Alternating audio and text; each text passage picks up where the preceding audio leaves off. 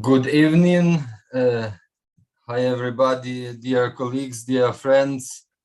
I am very happy to welcome all of you who join us today at the continuation of our public program series titled Armed Democracy. And today's event it will be dedicated to nuclear blackmail and fossil fascism. And I am first of all very thankful and happy that my colleagues and dear friends Svitlana Matviyenko and Oleksiy Radynski join us today.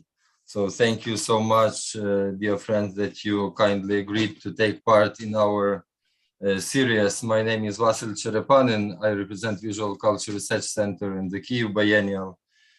And again, traditionally, first of all, I would like to express our thankfulness, especially from those of us who are in Ukraine, to the Ukrainian military, which enabled this series, because without them, we wouldn't be able even to sit here.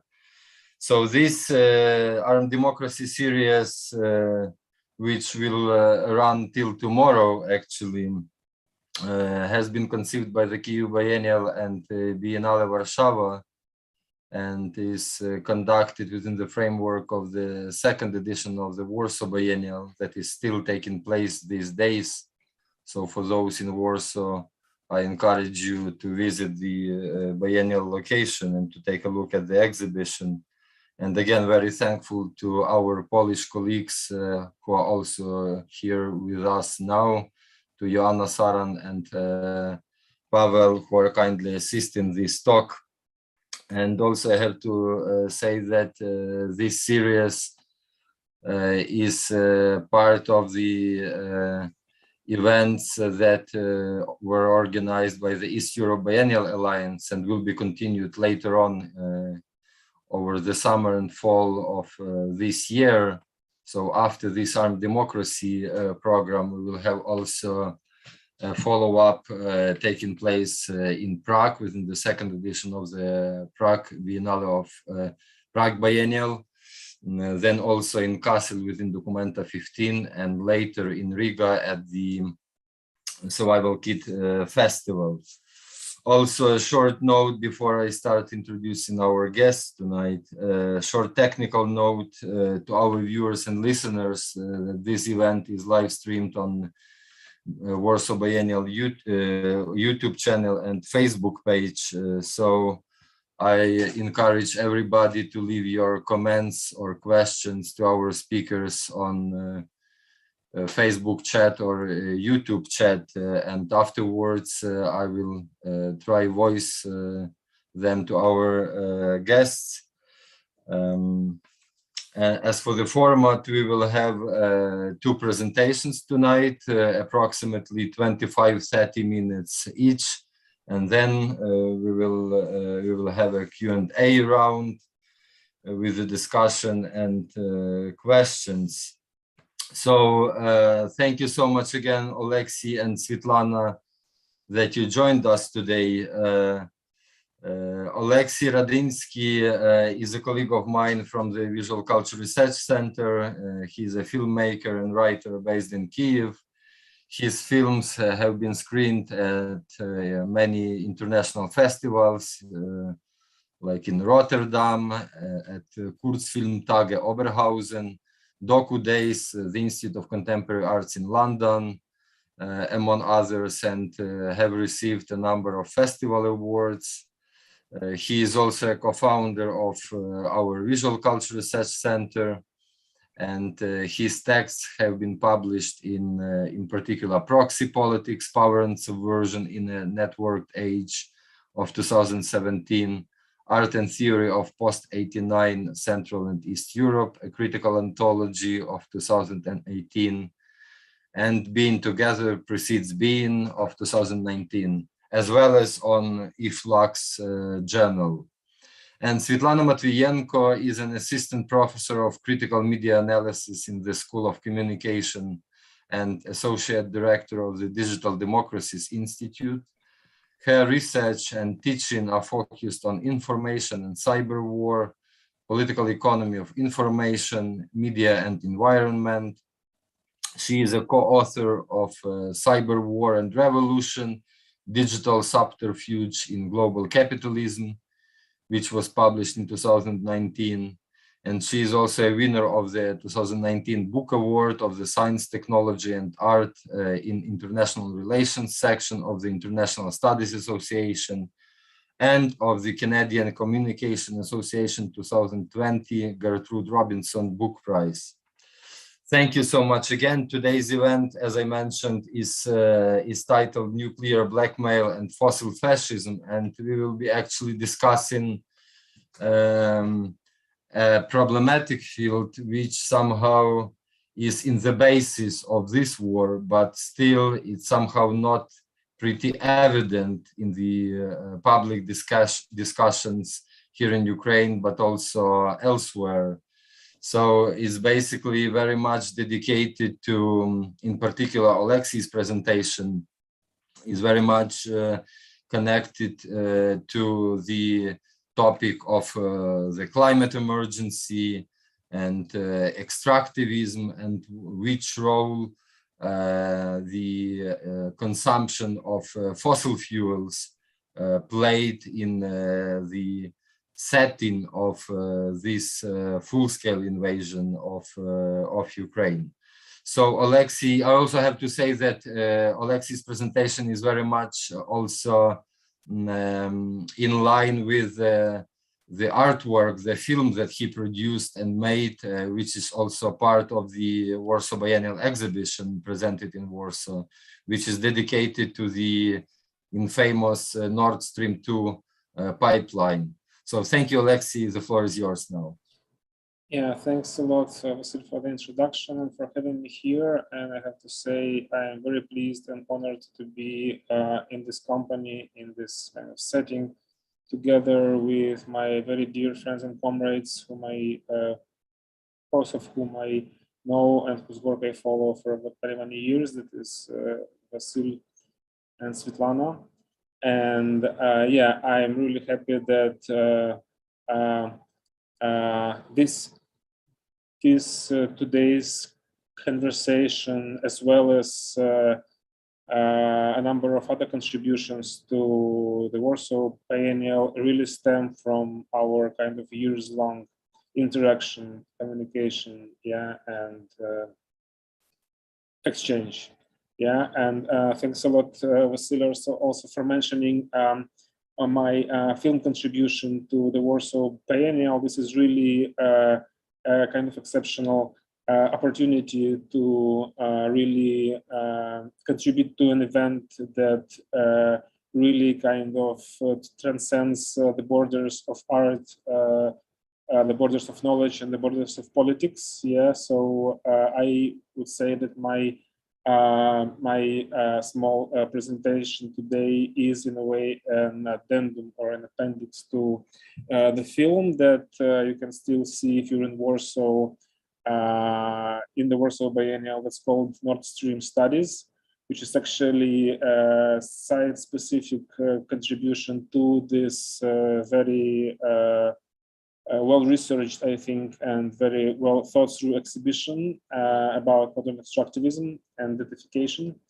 And yeah, for some years now, I've been following this story and the development of this now infamous kind of and world infamous, so to say, extractivist joint project between Russian and German political class, yeah, called the Nord Stream.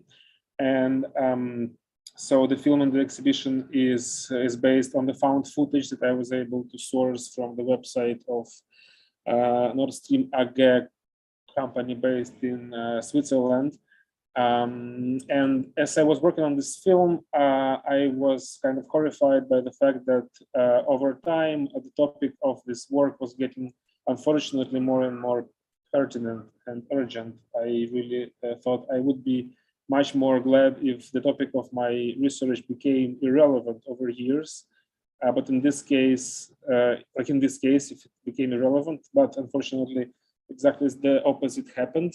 And as I was actually up to the moment when I was basically coming here to this meeting today, I just read an appalling news from a couple of days ago, something that I missed 2 days ago, but apparently on July 6th, the European Parliament has voted for a resolution that accepts or acknowledges natural gas now as a green fuel, as a green energy source, right? I mean, yeah, I'm not sure I want to go into very much detail about this particular piece of news right now, because I think during my presentation there will be a moment to dwell on this in more detail. But I think that, even in the Kafkaesque world of European bureaucracy, this is really something, this is a new height or a new low, so to say. So now officially natural gas is a green fuel, and I think this is going to have really dire consequences, not just for the planetary climate, but also for the war that is now unfolding in Europe. The war that is currently funded mostly by European taxpayers, whose money are flowing into the Russian Federation in exchange for fossil fuel exports and directly fueling the mass murder of Ukrainian citizens. Okay, I think at this moment I would like to go a little bit back in time to a situation that I think is never it's never too much to stress, and back to the situation that allegedly occurred on February 24th, 2022 in Berlin during the meeting of the ministers of the German federal government with the Ukrainian ambassador Andriy Melnik in Berlin, where they were discussing, of course, the invasion of Ukraine, which was launched by the Russian military earlier on that day. And according to the account by Andriy Melnik, at that meeting with the German ministers, he had to confront an opinion by Christian Lindner, a finance minister of Germany, an opinion that only several hours have left until the crushing defeat of Ukraine by the Russian Federation, that the delivery of weapons to Ukraine or sanctions against Russia make no sense. And therefore, instead, one should look into the future and accept the reality of an occupied Ukraine with a puppet government installed by Russia. So, of course, after this account was made public by the Ukrainian ambassador, it's been denied, of course, by the German side. But still, if we look at the German policy with regards to Eastern Europe during the last decade or a couple of decades, this story really sounds credible, I would say, and it's almost unsurprising, in fact. Because in the end, it was no one else but the German government that had agreed to construct the, for instance, Nord Stream gas pipeline that is now linking Russia and Germany directly via the Baltic seabed, and is actually bypassing Ukrainian gas transit routes. So by doing so, by agreeing to construct this pipeline, the German government back in 2011 had made it crystal clear to the Russian elites that the territory of Ukrainian state is actually up for grabs. It's up for them to grab. It seems that by joining this Nord Stream project, Germany, perhaps unwittingly or maybe not, had signaled that all of its talk about Ukraine's role in the European project was actually nothing but hollow rhetoric. Yeah? We know that after the collapse of the Soviet Union, Ukraine as a newly independent state has been unfortunately and shamefully ascribed with only one real geopolitical role on the European continent. And that was the role of the transit zone that was enabling the deliveries of Russian fossil fuels to their European consumers via the Soviet-era oil and gas pipelines that are buried still in the Ukrainian land. And of course, in that context, the major rationale behind the Nord Stream project on the Russian side was to render this gas transit zone obsolete, yeah, to deprive Ukraine of this geopolitical status. So at the very moment when German government had agreed to strip Ukraine of this transit potency, of this transit status, the stage for the Russian invasion had already been set, in fact. And from today's perspective, this Nord Stream deal really looks like a case of good old imperialism, pure and simple. A deal on territories and resources made by the two kind of imperial European powers. But as often happens in history, this deal, this informal agreement between the two imperial powers had been thrown into complete disarray by one factor that remained out of their reach, and that was Ukrainian popular resistance to the Russian invasion. So as we now know, the Western predictions about the swift collapse of Ukrainian state and its resistance proved to be completely false. And the reason for this is that they were themselves based on a neo-colonial and technocratic logic, which is usually very poorly informed about what's happening on the ground, yeah, and about the complex dynamics of the societies it is trying to comprehend. But for Ukrainians, of course, it was clear from the start that the future of the occupied Ukraine promised something different than what Minister Lindner could probably imagine at all. It meant mass killings, it meant brutal counterinsurgency, it meant the establishment of concentration camps, and most likely it meant genocide on a scale that was not seen on the European continent since World War II. Yeah, so the popular effort to aid the Ukrainian army had not only saved innumerable lives that would definitely be lost if Ukraine would fall under Russian control, but paradoxically, this resistance had also saved something that did not really deserve to be saved. And I'm speaking here about the reputations of those European politicians and governments that had been really ready to do business as usual with Russia, even if it really morphed already into a fully fascist and mass murderous state. Yeah. So these elites actually made a cautious U-turn with regards to Russia only when it became clear in the kind of early days of the invasion that the Ukrainian resistance had halted the Russian blitzkrieg, yeah, as that something is not going according to the plan. But how come the European elites and also the large part of the general public had been turning a blind eye to an ever more obvious descent of the Russian Federation into openly fascist politics? Yeah, it's like had they not been educated for decades specifically to be able to recognize fascist threats as huge as that one, at least. I mean, wasn't there supposed to be some kind of anti-fascist consensus, at least in German society? Yeah? These are the questions that many of us in Ukraine are now asking really in vain.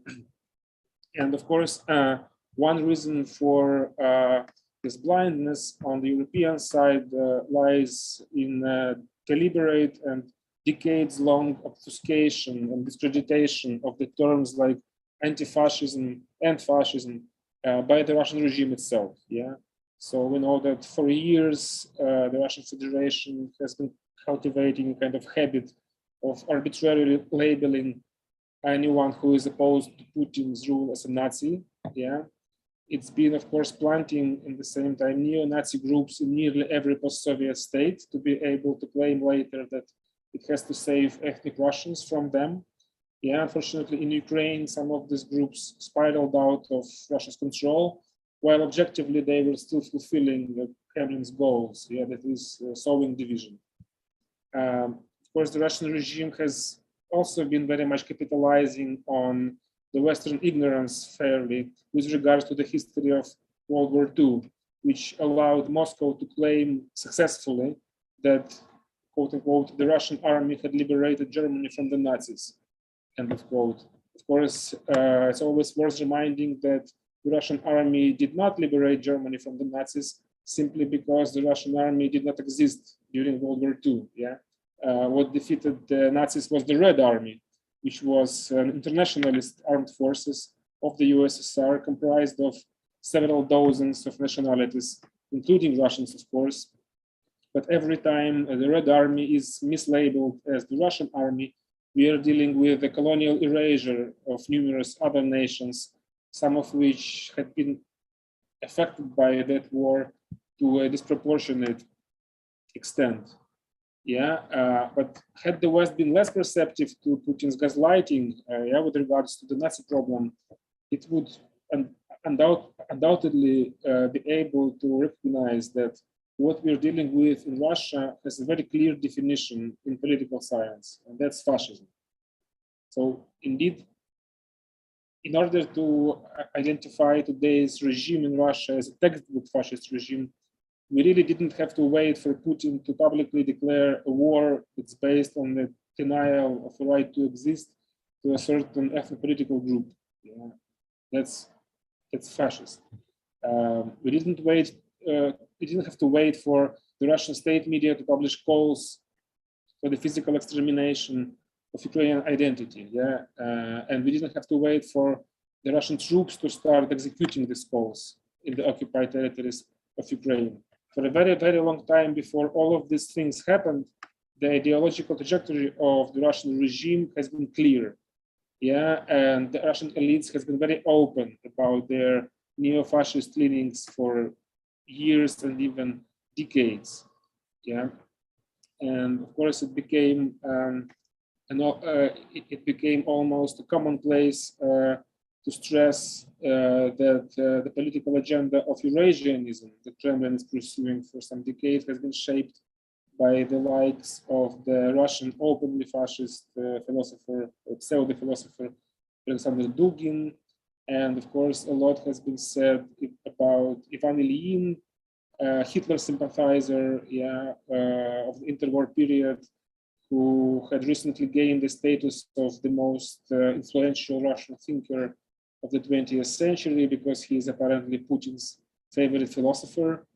And of course, there is no shortage of historical parallels between contemporary Russian fascism and its historical predecessors.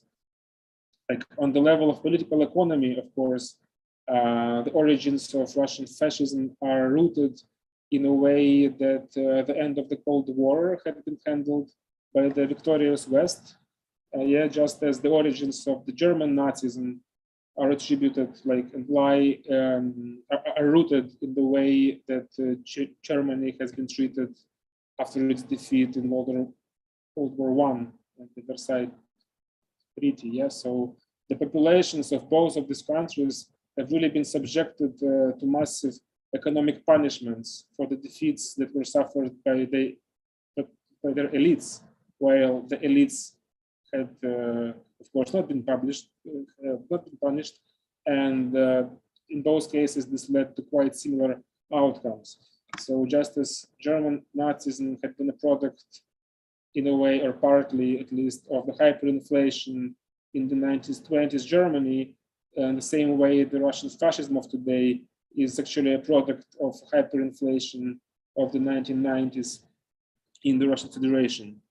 But it would be really wrong to see today's Russian fascism as a mere reenactment of this kind of historical fascist movements of the past. It's just as historical fascism has been the product of class antagonisms and failed revolutions of the early 20th century. So today's fascisms emerge as reactions to the ongoing contemporary struggles worldwide. And most importantly, the struggles are decolonial, anti-patriarchal struggles, and ecological struggles. And so with regards to the decolonial component, of course, the Russian Federation had itself exposed the colonial character of its invasion of Ukraine to a sufficient degree.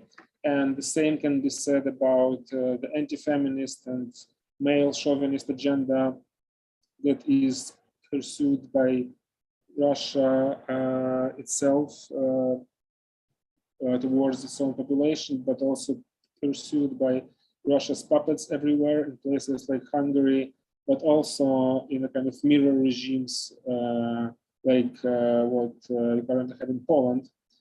But still, the ecological dimension of this new Russian fascism has been evading really the European public discourse for a very long time. It's been really almost absent there, I think. And in fact, this absence comes really as no surprise, because raising the issue of the Russian fossil fuels and their dual role in the destruction both of the planetary climate and the European democracy would expose the complicity of the Western elites, and first and foremost German elites and governments, their complicity with the emergence of new fascism on the continent. Quite recently, this new looming planetary threat has been given a concise and quite catchy name of fossil fascism. Yeah? In eponymous book by Andreas Malm, the Zetkin Collective, that's whose full title reads "White Face, Black Fuel: On the Dangers of Fossil Fascism." And so Andreas Malm and the Zetkin Collective really convincingly argue in this book that the threat of fossil fascism, a new kind of fascism in the 21st century, emerges right now from this kind of worldwide alliance of multi-billion fossil industries that are fearing decline due to their obvious role in the climate catastrophe, and the far-right movements worldwide that also happen to be increasingly climate denialist. Yeah? But the problem with their approach, I think, is that the authors of this book see this kind of power takeover by the fossil fascist regimes as a kind of future threat, which is possible but not inevitable. And they see it as a future threat rather than an immediate reality of today. And this is, of course, I think, dictated by the geography of their research in this groundbreaking book, which is unfortunately limited to the US, Brazil, and Western Central Europe. But the Russian Federation, which is almost, I mean, it is barely even mentioned in this research. And we are now, and this comes as a very big surprise, because we are talking about one of the biggest exporters of both fossil fuels and far-right ideologies. So this is such a huge elephant in the room, where Andreas Malm and the Zetkin Collective are trying to break new paths without actually even trying to touch this elephant. But actually, if we look closely at the emergence of Putinism, which is both a far-right ideology and an extractivist economic model, so this would make it clear that the model of fossil fascism has not at all been pioneered by the likes of Trump or Le Pen, as Malm and the Zetkin Collective seem to suggest. Actually, it's been around and it's been in power for quite some time now, since at least early 2000s, when the Kremlin had consolidated its grip over the Russian fossil fuel industry, while in the same time starting to pursue its aggressive revanchist far-right ideology both at home and abroad.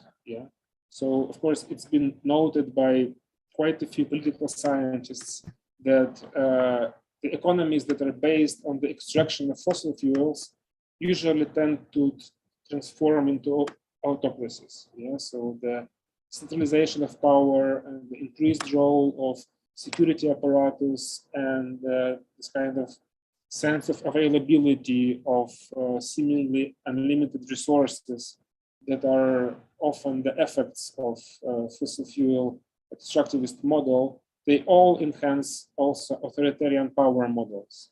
And this also allows to export these models outside their own political systems of these extractivist economies. As we now see, the Russian Federation is now exporting authoritarian models along with their oil and its natural gas to Western Europe, for instance.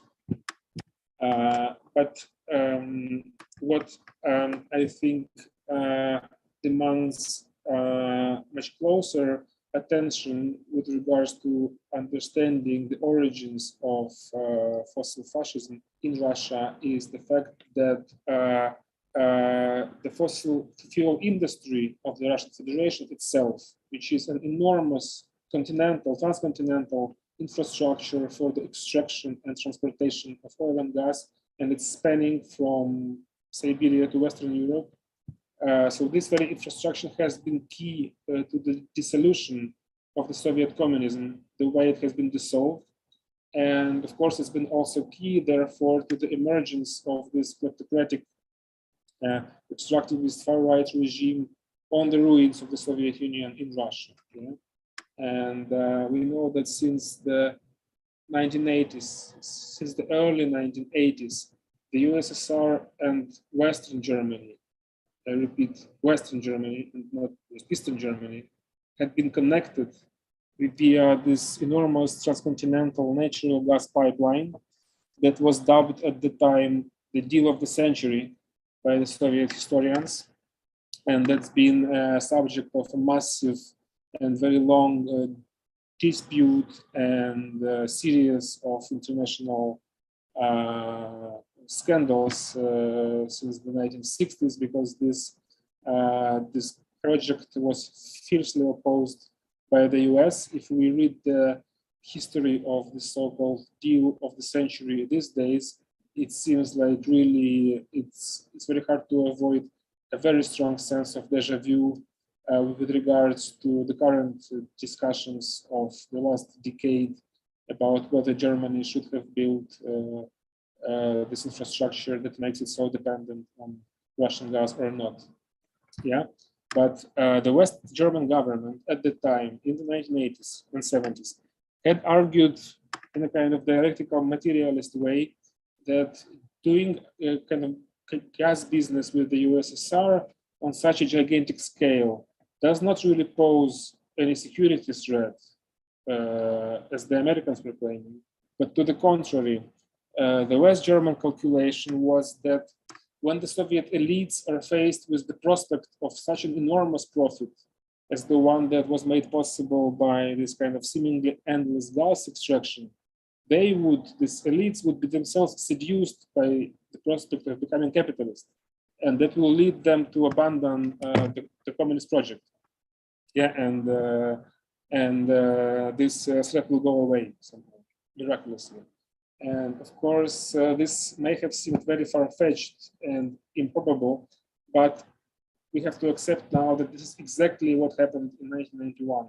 Yeah, and what happened was the top-down dissolution, actually, of the Soviet Union by the party elites, which led to this kind of unprecedented privatization of profits generated by the fossil industry. Yeah, so we know now that during the post-Soviet decades, these profits had been converted, first of all, of course, into exorbitant wealth for the lucky few in Russia, but also they've been converted into kind of resurgent military apparatus and this aggressive foreign policy that's breeding on revanchist bullshit fed to the Russian population by the propaganda machine. Yeah, and in the meantime, this extractivist infrastructure of the post-Soviet Russia had been growing rapidly, yeah, due to this kind of new lucrative Russian-German deals like the Nord Stream. And this, of course, was keeping Europe in this really sleepy illusion that as long as the Russian elites are able to get their ultra profits from their fossil fuel exports, their fascist rhetoric will not be converted into military action because, as they thought, business does miracles. Yeah, Wandel durch Handel, so to say. And then, of course, came February 24th, 2022. I'm afraid I'm a bit over time now, but I'm really to wrap up, I want to make just one last point, and I think that it's really important to stress that even though we know that the Russian Federation these days is presenting itself as kind of staunchly anti-Western force, yeah, as a kind of bearer of Orientalist, Eurasianist model. But I think that nothing really expresses this ideological manipulation behind Russian fossil fascism better than this attempt to reject its own Western origin, yeah, because like any other fascism known to history, Russian fascism is nothing but an ugly byproduct of the Western capitalist development. Yeah? More specifically, fossil fascism as it emerged in Russia is a direct product of Europe's dealings with its own resource periphery. Yeah? So in fact, Russian fascism is pure and simple Western fascism in its new iteration. And the failure of Europe to recognize its own role in the emergence of Russian fossil fascism may really lead to far bigger disasters than the ones that we are witnessing right now in Ukraine. Yeah, I'm sorry if I was speaking too long. Yeah, that's fine. Thank you, Oleksiy. Yeah, I think like what you just outlined is a kind of a very logical and natural link to Svitlana's presentation, which is titled Nuclear Blackmail and Cyberterror, because in this regard, you can please, Svitlana, switch on, turn on your camera and microphone already. But because what actually strikes me in this regard, that somehow paradoxically, it's, as we all know, that like you, Oleksiy, mentioned at the very beginning, this new European Union decision to recognize natural gas as a kind of green, so to say, fuel. But basically, as we remember some years ago, right, it was exactly Germany which was so much shocked and afraid of Fukushima tragedy that they just refused to use nuclear energy, right, and nuclear power plants of their own, and switched to totally to the dependence on Russian fossil fuels. And now, after the full-scale invasion of Ukraine, what they met actually was occupied Chernobyl, right, power plant, which I think is a kind of a irony of history, or I don't know how to frame it, but that's exactly what Svitlana is going to talk about. But because, as I said, it's Svitlana's talk is titled "Nuclear Blackmail and Cyberterror," and actually, what I think is really crucial in this regard is that, like, we, after this full-scale invasion, rather before the 24th of February, right, we here in Ukraine, but also elsewhere in general in the West, we had been constantly hearing these blackmail and threats coming from the military side in terms of nuclear weaponry, right? But then afterwards, it appeared that nuclear energy can be also weaponized. So it's really an absolutely unprecedented case of a global scale, I would say. So the floor is yours, Svitlana, and especially interesting how this is all connected to the idea of cyber war, the way that Russia is pursuing so much today. So yeah, thank you. Thank you, Vasil. And I'm going to share my slides.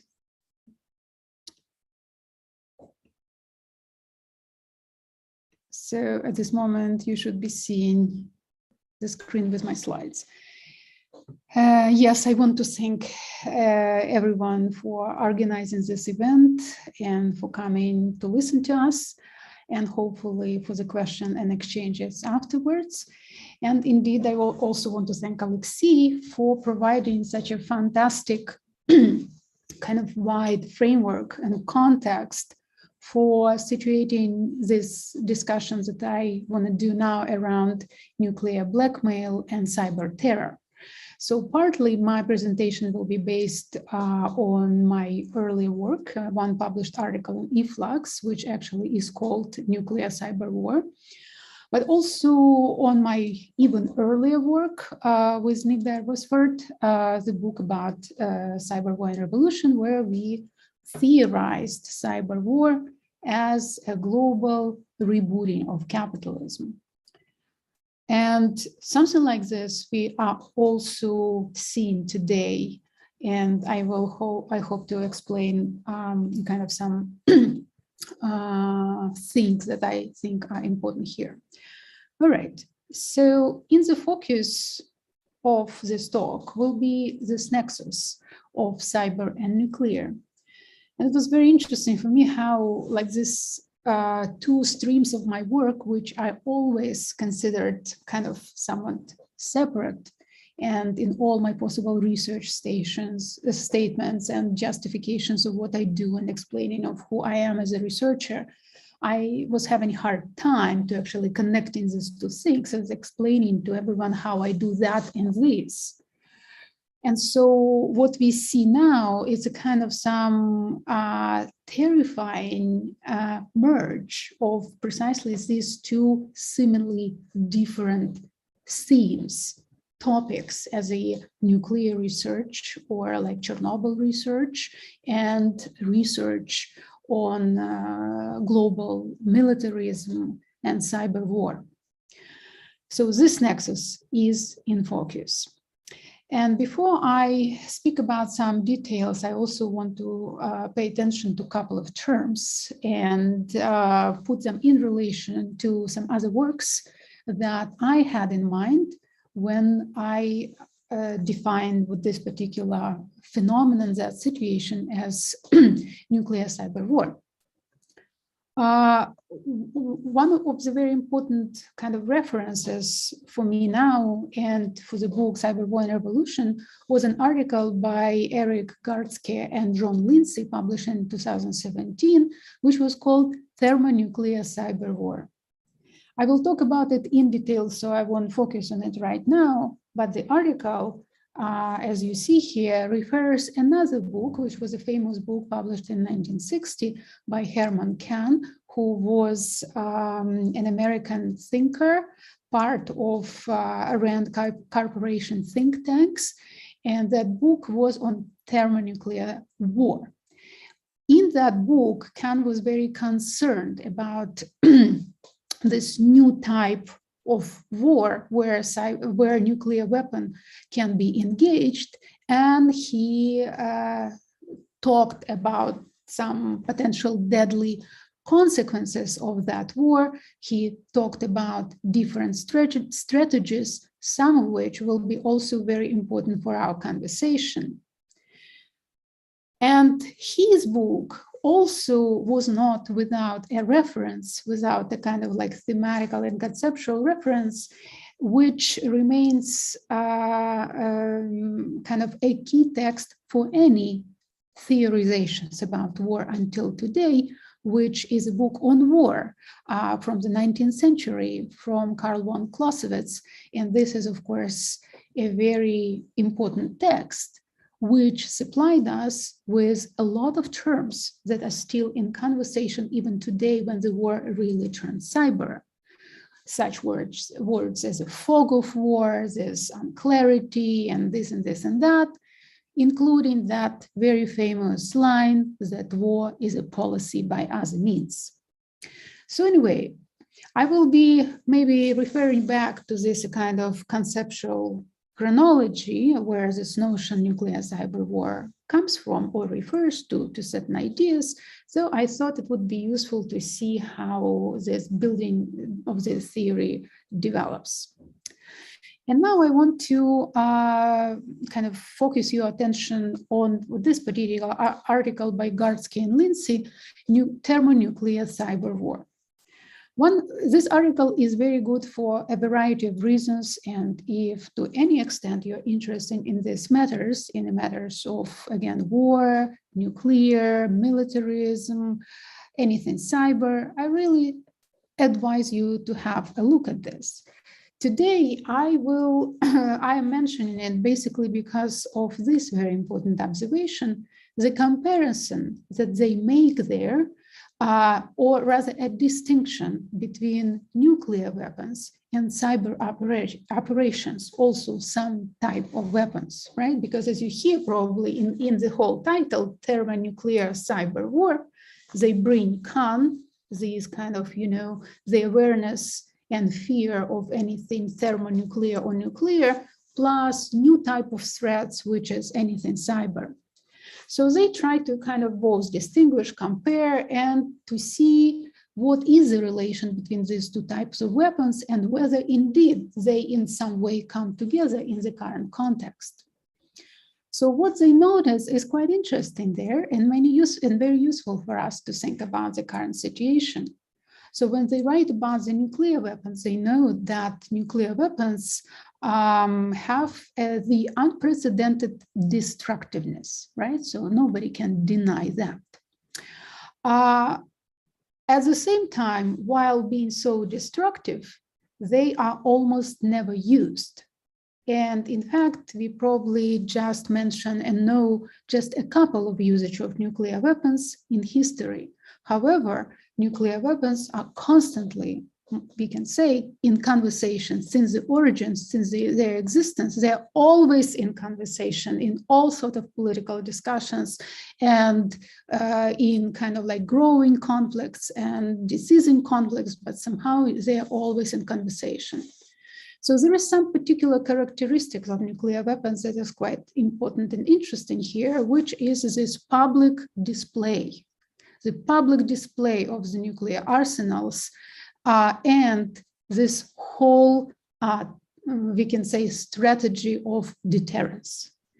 The idea of deterrence comes actually from Kant's book, right? So from the book on the nuclear war in the 60s. And this is a particular strategy of negotiations, maybe a little kind of aggressive, maybe a little too aggressive, because again, nuclear power, nuclear weapons, and nuclear threat is in conversation. Knowledge of nuclear capabilities is necessary to achieve a deterrent effect, they write. Unlike nuclear weapons, cyber operations or any kind of cyber weapons are constantly used, but they are not so destructive, according to these two authors.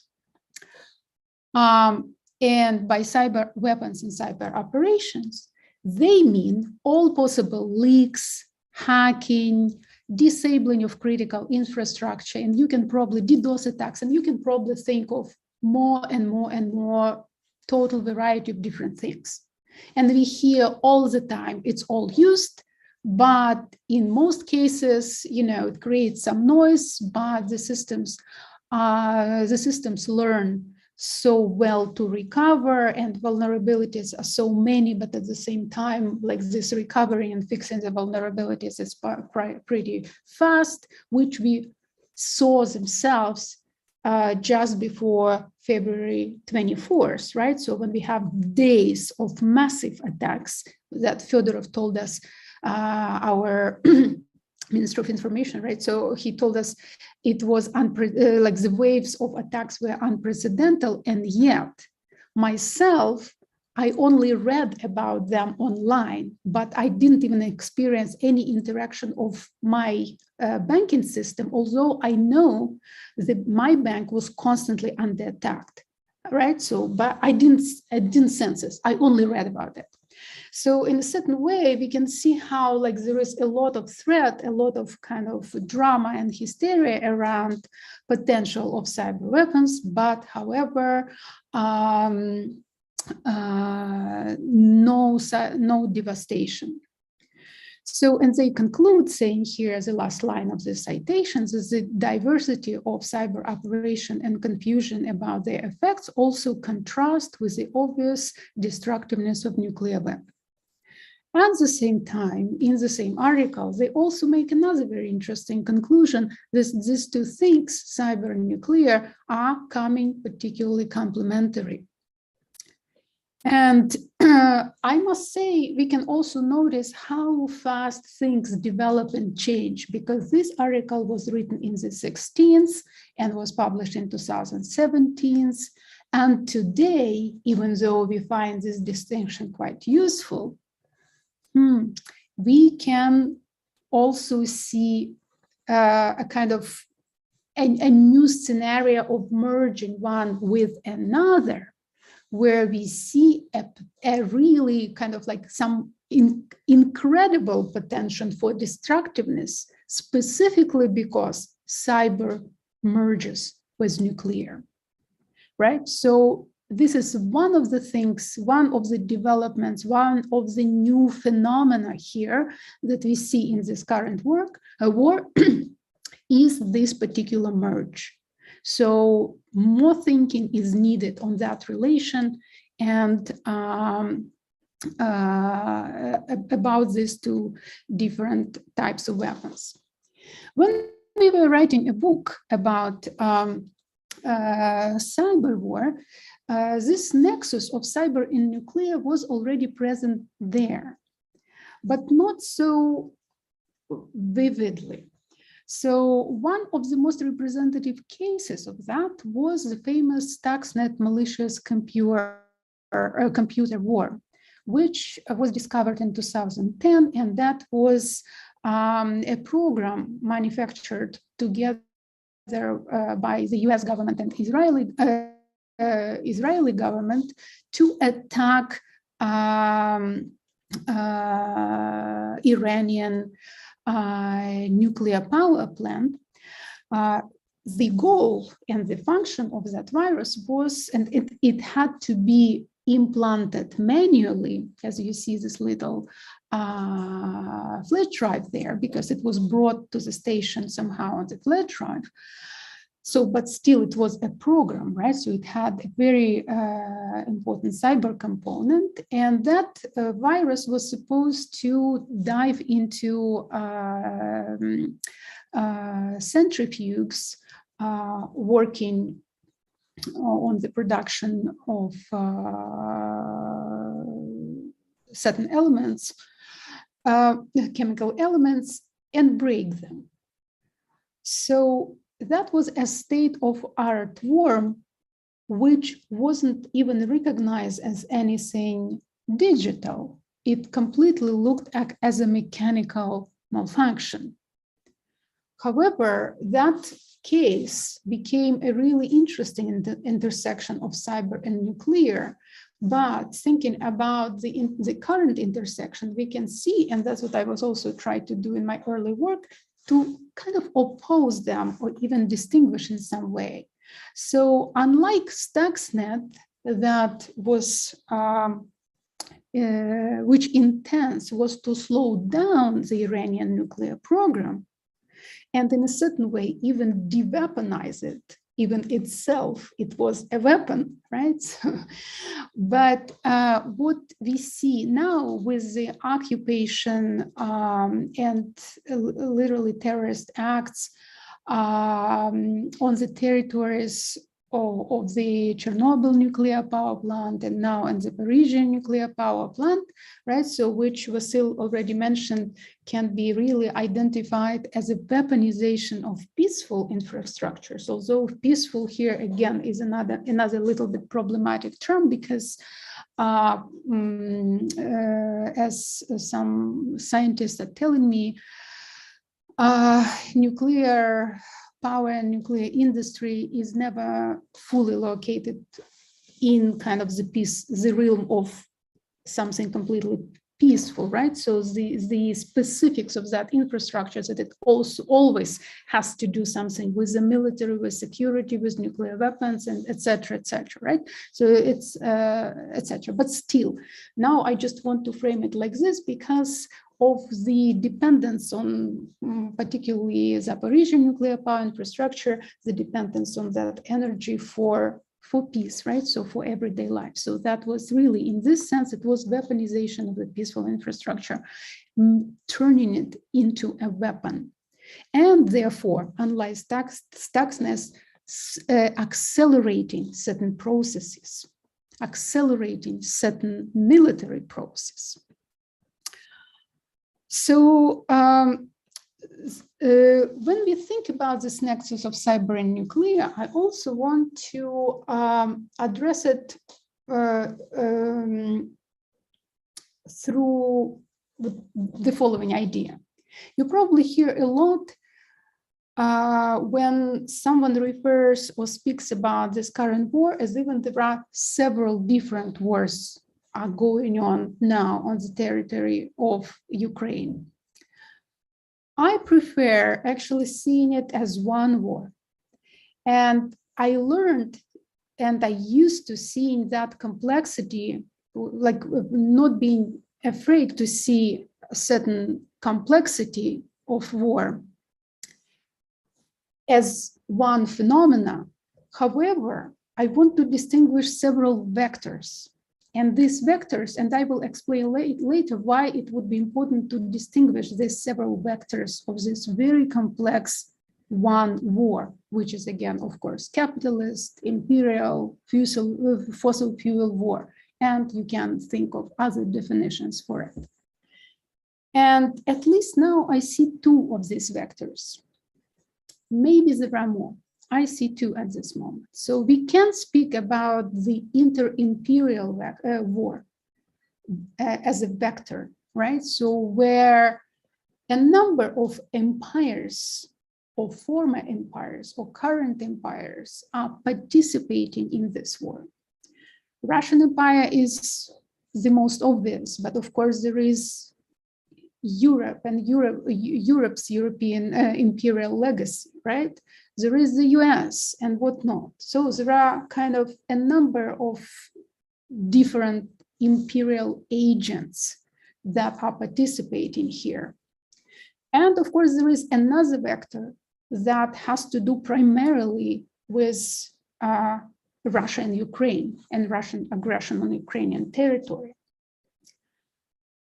And there are a couple of reasons why it would be important and useful, I think, to keep the distinction of these vectors in mind and in conversation. And I will begin with inter-imperial war first, before I move to Russia-Ukraine.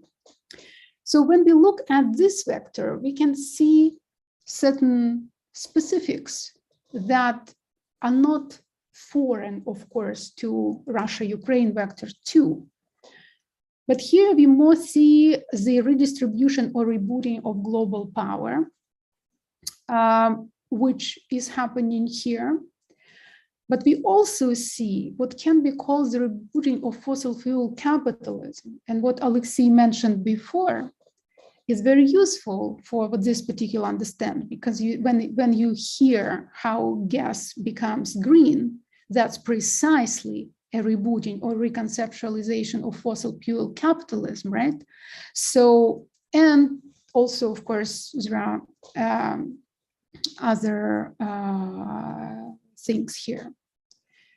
In this inter-imperial war, with this tactic or strategy of deterrence, which we already learned is inherited from most early kind of theories or understandings of the nuclear war, is very important. And we can see how it has been engaged immediately with the full-scale invasion, but it was also engaged prior to it, right? So it was always in the conversation. So let's look at these couple of aspects of this deterrence as strategy, as practice, right? So it's a practice of how threats or limited force by one party can convince another party to refrain from initiating some other course of action. Deterrence is widely defined as any use of threats, implicit or explicit, or limited force intended to dissuade an actor from taking an action. Deterrence is most likely to be successful when a prospective attacker believes that the probability of success is low and the cost of attacks are high. So, and that's precisely kind of, we can recognize a lot of this, aspects of this strategy or tactic of deterrence. And when I say strategy or tactics, so when I say strategy, I always mean something long lasting, right? So strategy is something that started some long time ago, and tactic is a particular claim, maybe still belonging to certain discourse of deterrence, but is applied at this particular moment now, right? So here deterrence could be strategic and tactical at the same time. And this deterrence, even if it looks like quite an aggressive kind of situation and practice, in a certain way, I suspect might not even be like kind of so aggressive in this inter-imperial war. What's interesting, or at least what seems to me is kind of problematic, is that the confrontation within the inter-imperial war is not so real. And I came to this idea when with Nick Dyer-Wisford, we were working on the theory of cyberwar, and that's when we were trying to kind of think about whether or not that confrontation could be identified as a new Cold War. But the difference, and Cold War, of course, you know, at that time, some 50 years ago, there was a confrontation. Something changed today because this binary between opposed models of society and opposed modes of production, opposed ideologies, is no longer present. With the global capitalism, we entered a kind of a new era where no Cold War is really possible. It might be only probably as a game of rhetoric, ticklish deterrence, we could say it, right? Because in fact, kind of certain complicity between all these new and old imperial powers is more important than their confrontation. And if you read like other texts about this, so we can see that this imperialist country are increasingly today dependent on each other through the nexus of world trade, and all global business systems and etc. So a collective imperialism. So it's really a collective imperialism now that we are observing here, and that's what dominates world economy. To me, what this these terms and this discussion explains a lot about the way how sanctions work, or how something falls through constantly, or how there are always some ways of which everybody knows to avoid sanctions and to continue carry on some trades, or how sometimes always constantly is lifted when it's needed. Was Canada now also participating in lifting some restrictions and allowing certain trades again and whatnot? Right, so this is happening. So in a sense, with all this kind of dramatic idea of sanctioning and restraining Russia as an imperialist power falls through in the end because of this dependence. And this dependence is really defining a lot of things now. So this is a kind of from this vector brings us to very dark scenarios about where this war is going and what potential ends or endless developments of this war may be. And now I'll jump to another one, which is the vector of Russia-Ukraine. And here immediately I will mention that the reason I distinguish them, and because we speak today about blackmail, so here I can see, or at least it seems to me, and I will be very thankful for your comments and thoughts about this, because it's a very kind of recent observation, that on the vector imperial war, we can see the practice of deterrence activated on the cyber nuclear nexus. But the vector of Russia-Ukraine really activates the practice of terror and blackmail. And the difference between these two is significant because deterrence, as we already saw, right? So it's kind of like threatening and negotiation, right?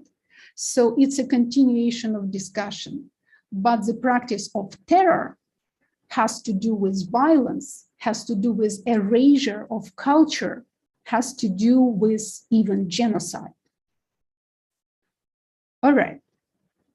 So again, this vector tells us tells us about this war as being capitalist fossil nuclear, but it also brings these other dimensions that we all in Ukraine aware about and talk a lot about these days, about particular symbolism of Ukraine in the Russian imperial imaginary, about certain symptomatic position of Ukraine for Russia, right? So as Russia sees Ukraine as something extremely important for its own self-identity. Then again, imperial and colonial legacies are extremely powerful there. And what I already mentioned, the war of erasure.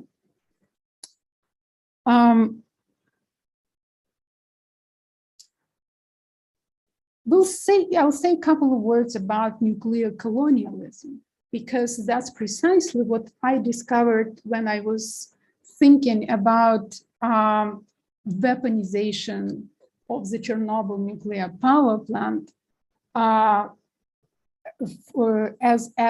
a nuclear, turning it into a nuclear weapon. So very briefly, and if I don't have enough time to develop this idea, please, I refer you to my eFlux article on this matter. So I spoke there about the territories of Polisia, where nuclear power station was kind of set to build, but it wasn't the only one, not the only object of basically Cold War. There was also Duga radar that was built very close to the nuclear power plant. And it is, and that was precisely very kind of hardcore Cold War object, right? And it is precisely the presence of these two objects imposed a certain military and securitization regime on those areas and communities. And then if you look at the map of the Chernobyl zone, the 10 kilometers and the 30 kilometers, you would realize that this Chernobyl zone was in a certain way prefigured before 1986. It was a kind of almost pre-constructed by these securitization regimes and where these two objects were located, right? So here is, you see the Chernobyl nuclear power plant, and with these objects near the orange line at the bottom, this is Chernobyl 2 or Duga radar.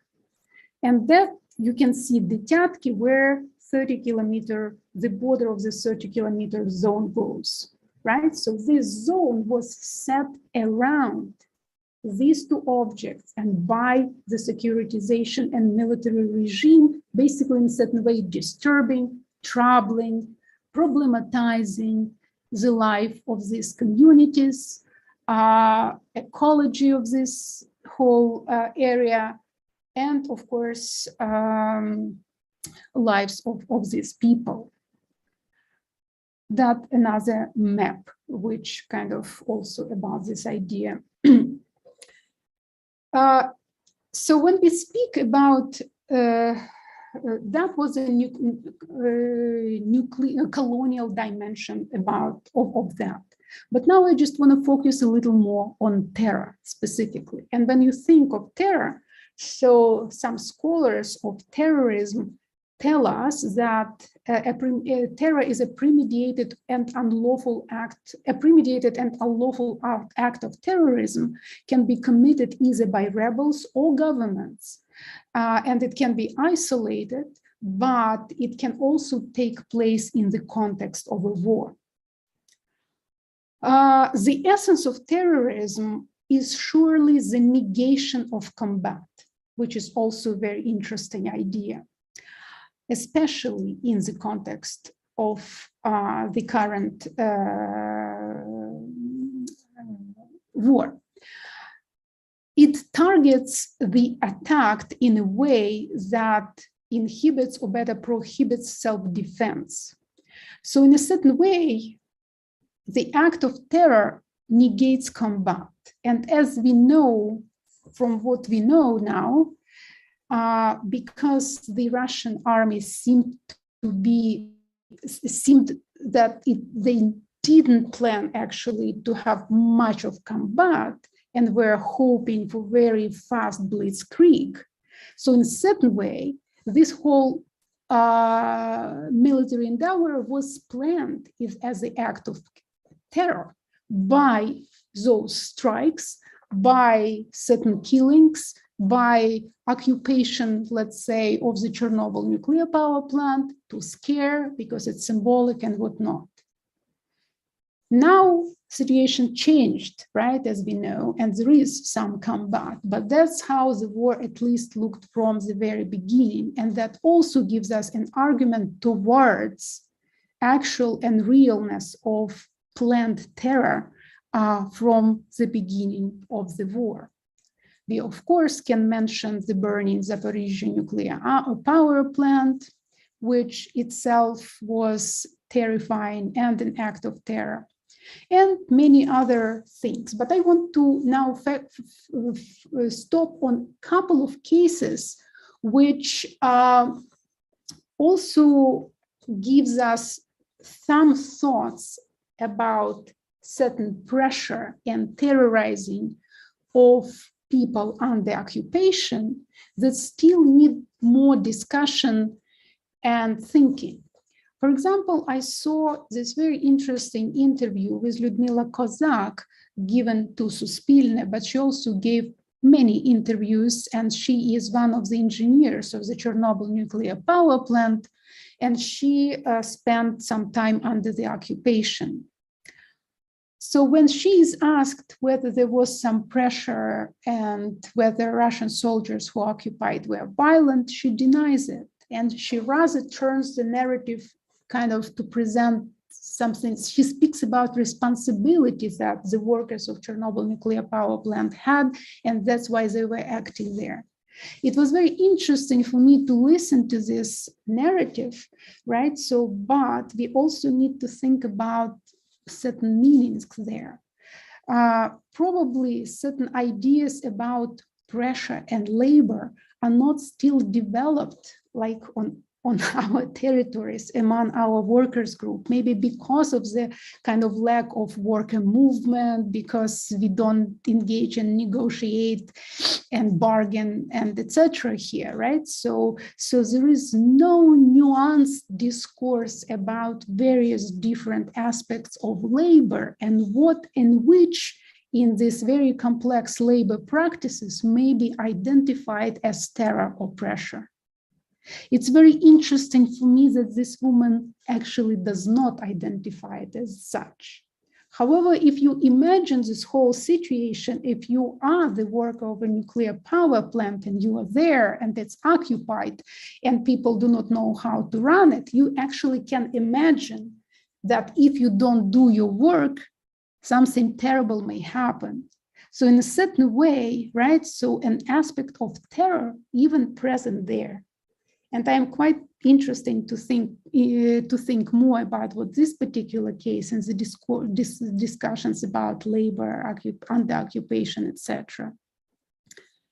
So Petro Kotin, who is the director of Energoatom, when he speaks about the cases of occupation of the Chernobyl nuclear power plant and the Zaporizhzhya nuclear power plant, he mentions one interesting thing about 2000s, when he says in 2000s, Putin had that idea that even despite the dissolution of the Soviet Union, the nuclear energy still has to be won.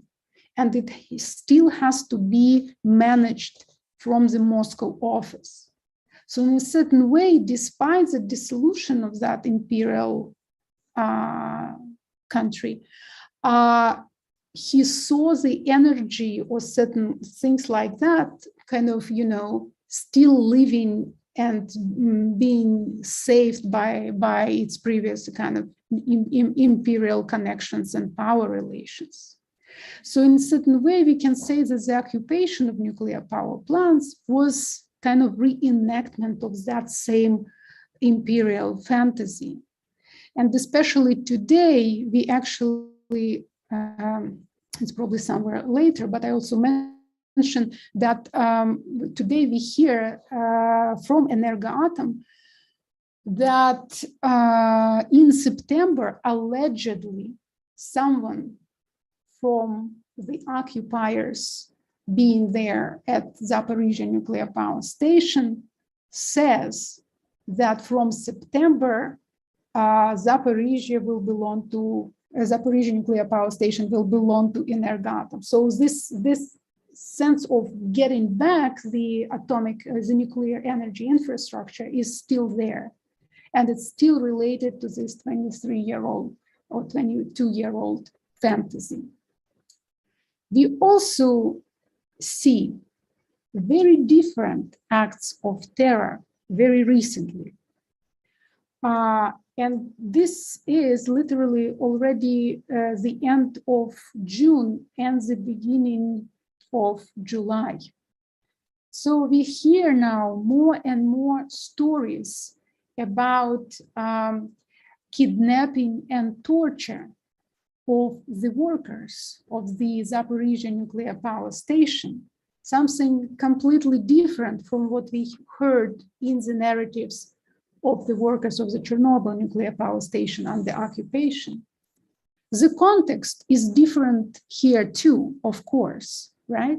And this context is again about, and the reason here is again about a possibility to integrate this nuclear power plant, the most powerful in Europe, to the Russian infrastructure. From what I know from my conversation with different people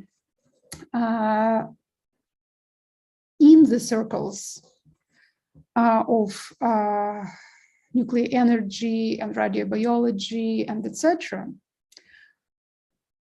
it is not obviously easy to operate a nuclear power station. I heard that to prepare people, the group of people, the team of people who would be able to operate a station may take like 7-10 years. Because there is a lot of almost kind of tacit knowledge involved there. Sometimes I was told they, of course, kind of big, great scientists, but there is a lot of what and how they do is also based on certain almost intuitive knowledge. And this is not something that someone can just tell. And in a certain way, what these people who are now used as a literary resource, I'm just guessing that the reason of someone is being tortured is because of this particular knowledge that someone wants to really squeeze out of them by terror, which is not possible. So this presents a really kind of like terrifying situation. On the one level, it's of course the life of people, these particular people. On the other level is that they continue to either disconnect the nuclear power plant from some kind of controlling systems, to want to, cool out, get rid of the cooling pond, to do something else. So they constantly do a certain disorganized acts, which can be absolutely read as an act of terror. So that's what we've been experiencing and seeing now in the context of, again, this occupation and this war. And it's very difficult, in fact, to predict how this all may end. Thanks. Yeah, thank you so much. Okay, so now we are all here. Yeah, thanks so much for these really so much insightful contributions. I also, just in case, again, I remind our audience on Facebook and YouTube channel, if you would consider leaving your comments or questions on the respective chats, and I will try to pick up them as well. Yeah, I mean, I also have so many different questions going in various directions, but somehow trying to unite them to pose them to both of you. This is indeed so much symptomatic that somehow maybe, I don't know whether you would agree or not, but that it is exactly this war that has been really very much shaped and stylized on the scale of the Second World War, but at the same time it's somehow also, I mean, the very idea and the conceiving this war was also very much like trying sort of from at least what I just heard from both of you, somehow to draw lessons from the Cold War period, from the 90s, from the current technological opportunities, really encompassing war. So much really huge spectrum of various possibilities that have been employed or are to be employed still.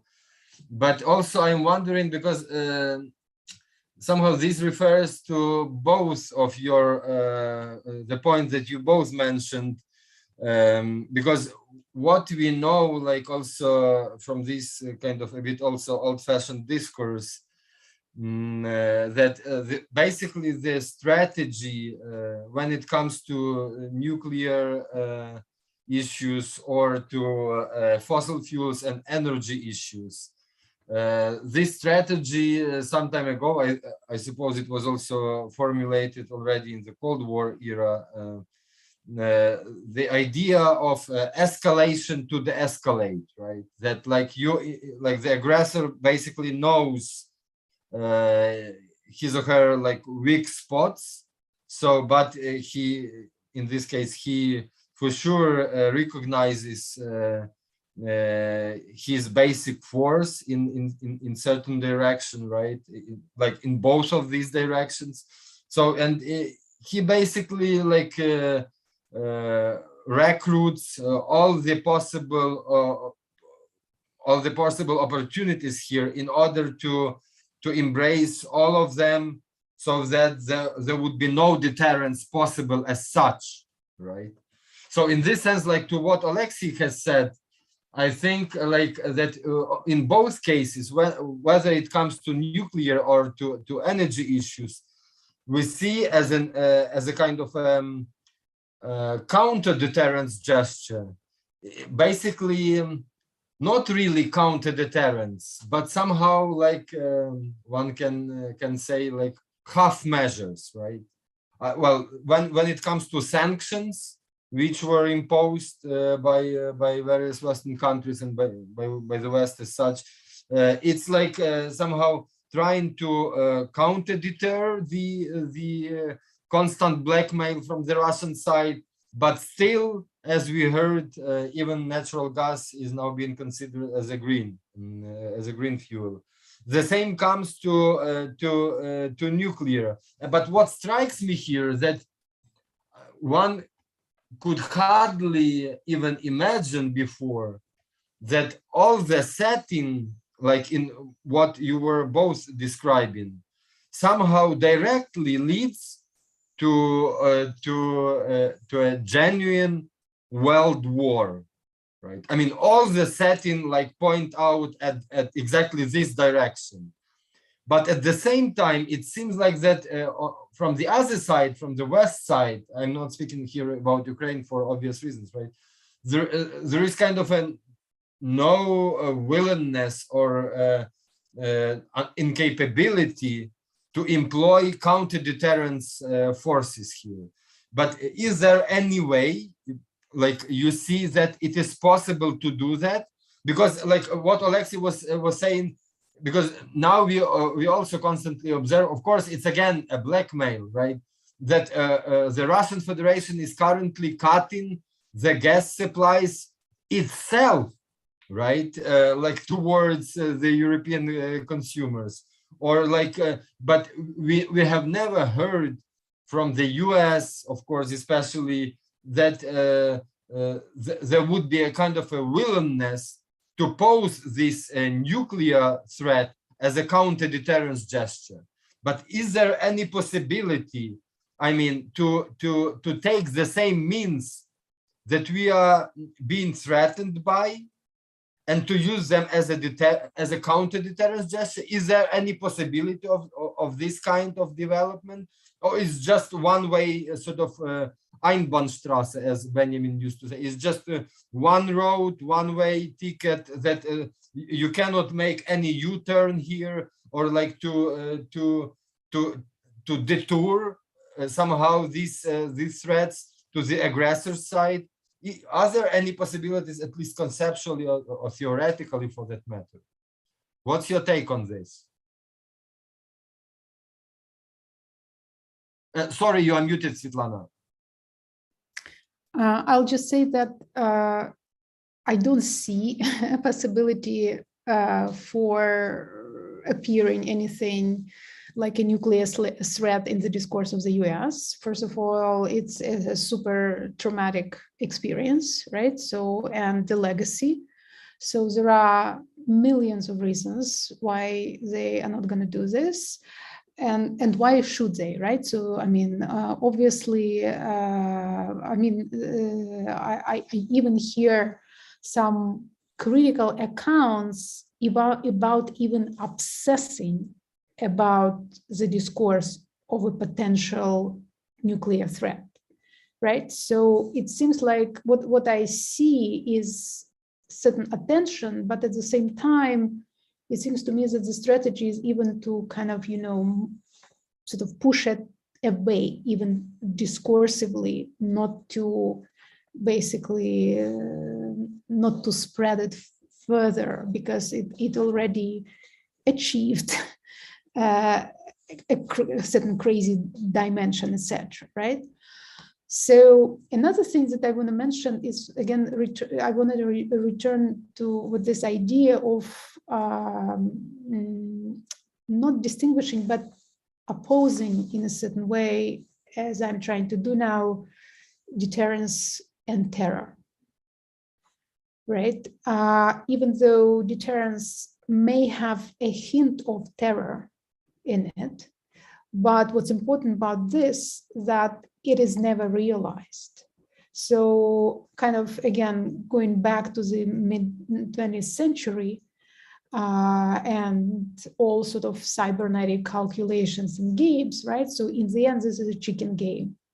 The chicken game is who is the first, who's chicken out, basically. So, but the whole point is to never do anything. It literally massage of the affects with a good demonstration of what you have.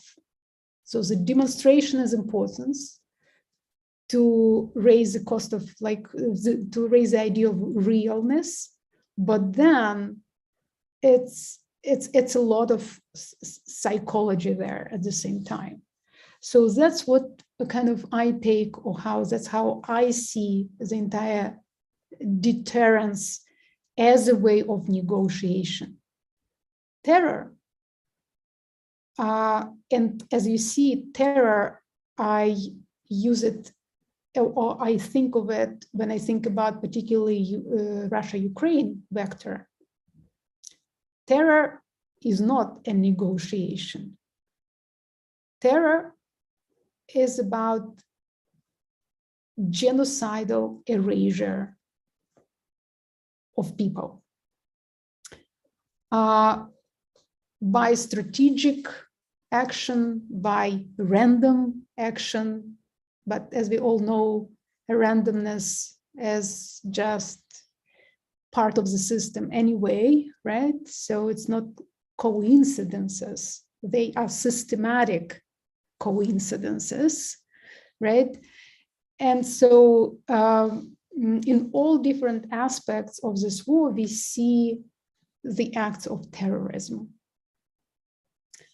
However, again, if you zoom out, you can see how this particular terror is used to threaten someone else too, right? So we can see how these vectors, they are, one moment they are separate, then they are coming together, right? So that's why it's very important for me to see it not as different wars, as many people say, but as one war. However, but this fluctuation is very important. Some, like the way of distancing them at some point, but then bringing them together is one of the very interesting kind of, ways of how cyber war and nuclear cyber war is led overall. Right. So in this way, so when we speak about deterrence, I want to mention another tactic, the tactic of terror, that is completely, constantly mobilized, and that I think might be a useful argument for us to think about when we think about these war crimes and whatnot. So that in a certain way, we hear ourselves being terrorized and being objects of terror for other deterrence games, which are about very smooth connections between different imperial powers who indeed wait until everything will just function well all together at whatever cost. That's my impression. Mm-hmm. Yeah, Oleksiy, maybe you can also add to this, because it's actually because like when I compare both of your inputs, it somehow it's just not like fossil fascism, right? We are talking about really like nuclear fascism, basically, of an unprecedented scale. But I'm also wondering, apart from this obvious, in terms of renewables and so on, obvious idea that the United Europe has to cut off the energy supplies from a fascist regime, which is, but is there any like options how to use this weaponry that the fascist aggressor is currently employing against the aggressor itself? It's somehow what I'm myself somehow struggling with, like, are there any options like that we can also draw something from history, or like what are the possibilities here really? Yeah, I think first of all, it would really not be a good idea if the so-called West or the US followed suit in this way of nuclear blackmail, not just because it's dangerous, but because one of the biggest challenges that we are facing in this war, that everyone is facing, maybe is in any war, is not to become infected by the enemy itself, not to become as evil as your enemy. And this is a very big challenge that not just Ukraine is facing, but the rest of the world as well. So in that sense, there is at least some kind of moral superiority at least one of the sides. But speaking of the fossil part of the equation, I think, of course, you already partly gave an answer. So because the European Union, and especially Germany, were proved to be unable to implement an embargo of Russian gas because they foolishly made themselves so dependent on it. So right now, Russia will introduce an embargo of their own gas to Germany. And I don't know, how traumatic and how problematic it's going to be for the European economy, the German economy, and so on. But I think it will definitely be good for our planet. Yeah, if we try to look at this from a completely kind of detached perspective, maybe it won't be good for Ukraine. But I mean, okay, so you didn't want to decrease consumption of Russian gas because of rational reasons that were provided by all kinds of scientists. So you will have to cut off to stop burning Russian gas because you will not have any, because Russia will not send you any. Of course, it's partly dark joke because yeah, they will burn the freedom gas from the US, and the US is going to profit from this time. But yeah, okay, I don't have. Yeah. I think right now it's hard for me to lecture all of these people on what they should do. It's much more kind of rational to lecture them on what they shouldn't have done. But yeah, it was which was quite obvious. By the way, I forgot to say that not just natural gas is now deemed a green energy source, but also nuclear energy by the same decision of the European Parliament. Nuclear energy and natural gas are not green. Yeah, just to summarize. Yeah, and also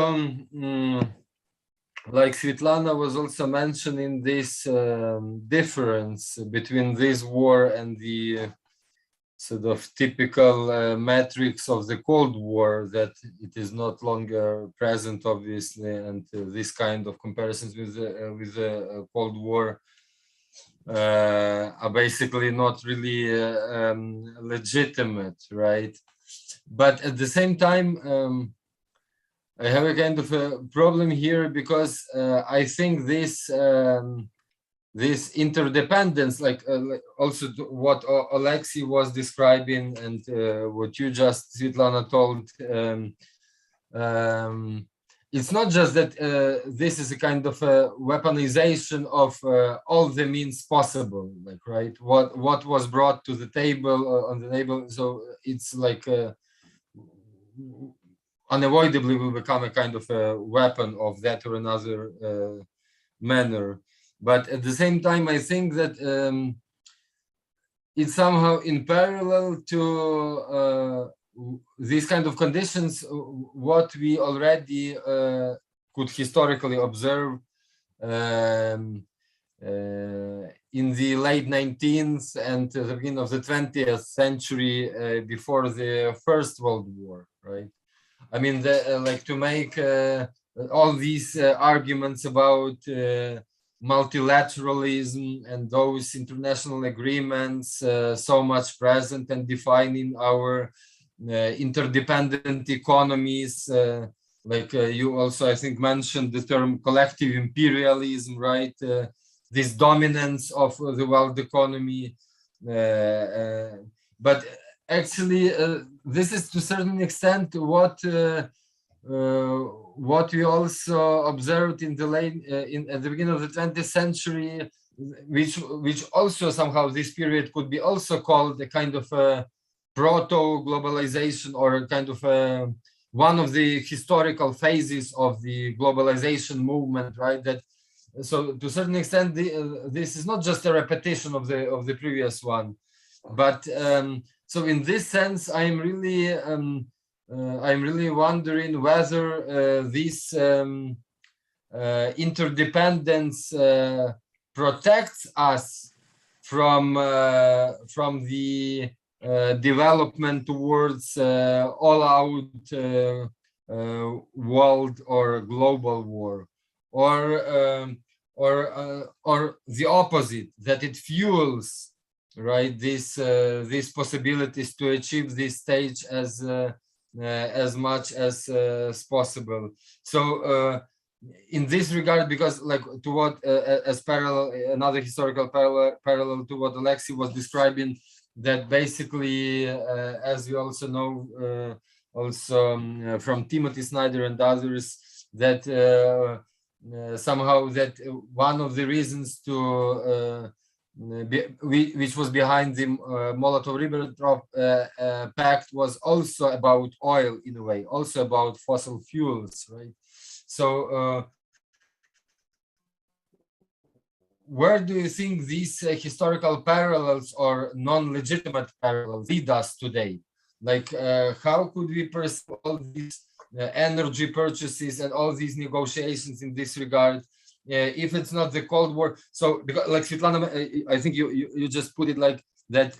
We can judge from this, so to say, where this war is going. So. Like based on these premises, can we say what kind of developments we are going to face in the near future in this regard, with regards to the energy supplies and nuclear energy as well? Do we understand the path like in front of us? What awaits us, or is just a kind of a total fog of war, as you mentioned, Clausewitz put it? Yes, thanks, Vasil, for that. And you're absolutely right. And I will begin from the beginning of the question about these historical parallels. So obviously, globalization has a long history. And we can see certain interdependencies existing even centuries ago. But it's one thing to depend on silk or salt, and it's totally another thing to depend on every fucking chip or these, or elements to produce paper, or, you know, whatever, right? So there are what we speak about globalism today, right? Globalization today is an extreme codependence. And this scale matters, right? So it matters more than the pattern of codependence that, again, had a long history. So what this total penetration of industries, outsourcing here and there and etc. Every enterprise, every corporation is global, and every tiny detail is produced somewhere else. When interdependence goes this way, then it is a totally different picture. And of course, previous interdependencies or dependencies produce their own confrontations, probably, or wars or whatnot. But what I'm saying now, it's almost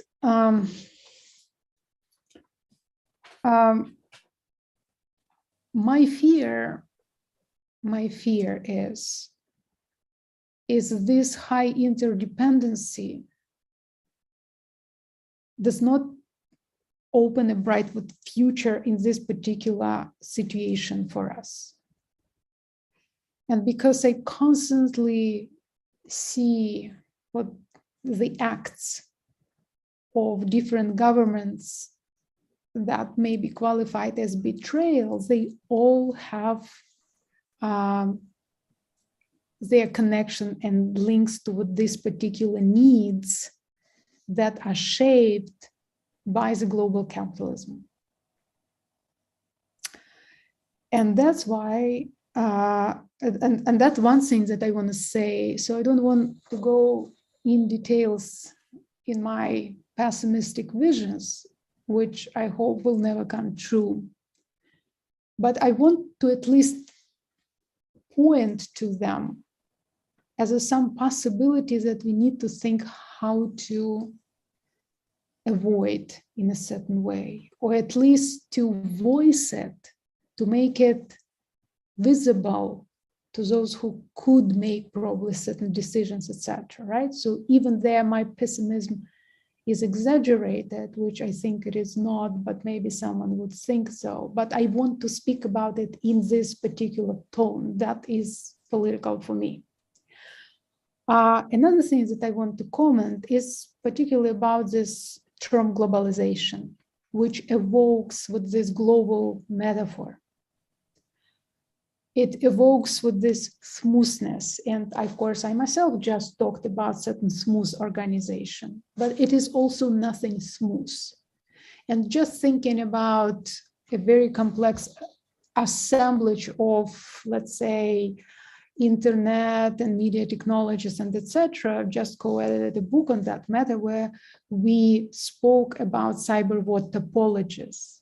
And topology seems to be a much better term here, which takes us away from this smoothness and agreement, but actually introduces a more convoluted organization, kind of, relations and etc. So in a certain way, you could see in the form of some literally Klein bottle or Mobius strip or some interior aid. And you can think where is Ukraine and how it is at the same time connected, but also separated from everything in some topological pocket or fold, right?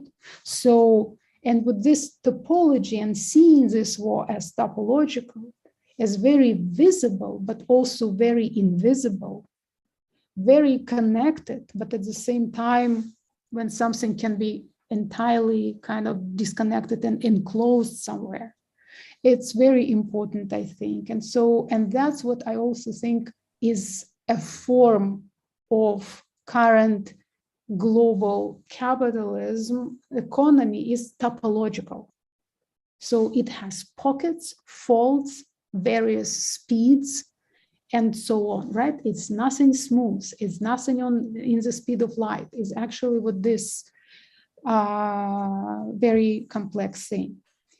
And that's why sometimes it's so difficult for us to kind of even speak about this current war, to narrate, to kind of understand certain relations, because something look like related and not related at the same time, and etc. And we do not know whether we should make sense of all dots or what dots actually do not connect and what not, right? So with all this visibility and invisibility, this very complex topological structure of this global capitalism.